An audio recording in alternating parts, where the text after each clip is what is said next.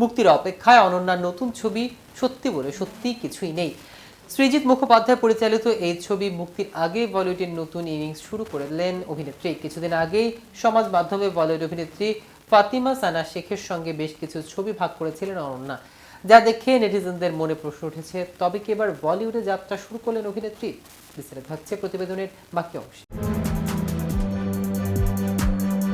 সম্প্রতি একটি সাক্ষাৎকারে অনন্যা জানান তার বলিউডের ডেভিডের কথা। কিছুদিন আগে সমাজ মাধ্যমে বলি অভিনেত্রী ফাতিমা সানা শেখের সঙ্গে বেশ কিছু ছবিও ভাগ করেছিলেন অনন্যা। সে থেকে শুরু হয়েছিল জল্পনা কল্পনা। তবে সম্প্রতি এক সংবাদ মাধ্যমে দেয়া সাক্ষাৎকারে অনন্যা জানান ফাতিমা সানা শেখ এবং আর মাধবানের সঙ্গে তিনি একটি সিরিজে কাজ করছেন। সিরিজটি মুক্তি পাবে নেটফ্লিক্সে।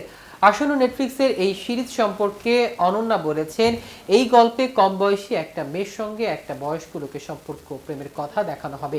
ফাতিমার চরিত্রটি বাঙালি মেয়ে, আমি ওর পরিবারের অংশ বা সদস্য।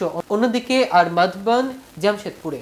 তবে ঠিক কোন চরিত্রে তাকে দেখা যাবে সে বিষয়ে এখন স্পষ্টভাবে কিছু বলেনি তিনি। বোম্বে গিয়ে কাজ করা প্রসঙ্গে অনন্যা বলেন, কেউ কাজ দেখে কাজ দিলে ভালো লাগে, অযথা বোম্বে গিয়ে কাস্টিং ডিরেক্টরদের কাছে অডিশন দিয়ে বা রিল দেখিয়ে তার কাজ দেখে তবেই তাকে কেউ কাস্টিং করুন, এমনটাই চান তিনি।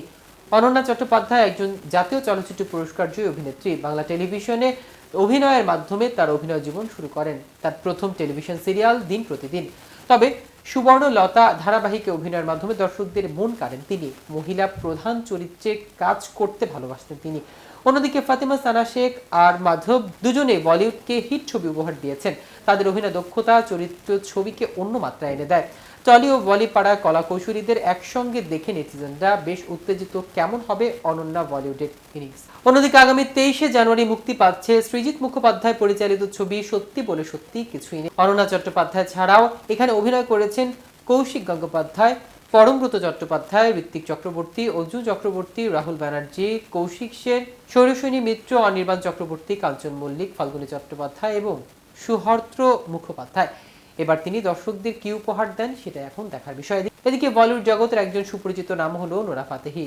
বাহুবলী থেকে শুরু করে স্ত্রী বহু সিনেমায় অভিনয় করেছেন তিনি। অসাধারণ নৃত্যশৈলীর মাধ্যমে সবাইকে মুগ্ধ করেছেন বারবার। এবার বলিউডের পাশাপাশি হলিউডে কাজ করলেন তিনি, শুরু করলেন মিউজিক অ্যালবামের যাত্রা। তাহলে কি চিরকালের জন্য অভিনয় জগৎকে বিদায় জানাচ্ছেন তিনি? সম্প্রতি একটি সাক্ষাৎকারে নোরা বলেন, আমার ব্যক্তিগত কোনো জীবন নেই। আপনি যদি মনে করেন আমি অন্য কারোর জন্য নিজের জায়গা ছেড়ে দেব, তাহলে আপনি ভুল ভাববেন। আমি এখানেও থাকবো, ওখানেও থাকবো, সর্বত্রই থাকবো। আমি যে সময় সিনেমায় অভিনয় করেছি ঠিক তেমনই সঙ্গীত জগতেও কাজ করে যাব আমি। তো ভিউয়ার্স, ভিডিওটি সম্পর্কে আপনাদের কোনো মতামত থাকলে আমাদের কমেন্ট করে জানাতে পারেন। সাথে সাথে নিয়মিত আপডেট পেতে কেটিভি সঙ্গীতের সাথে থাকুন। ধন্যবাদ সবাইকে।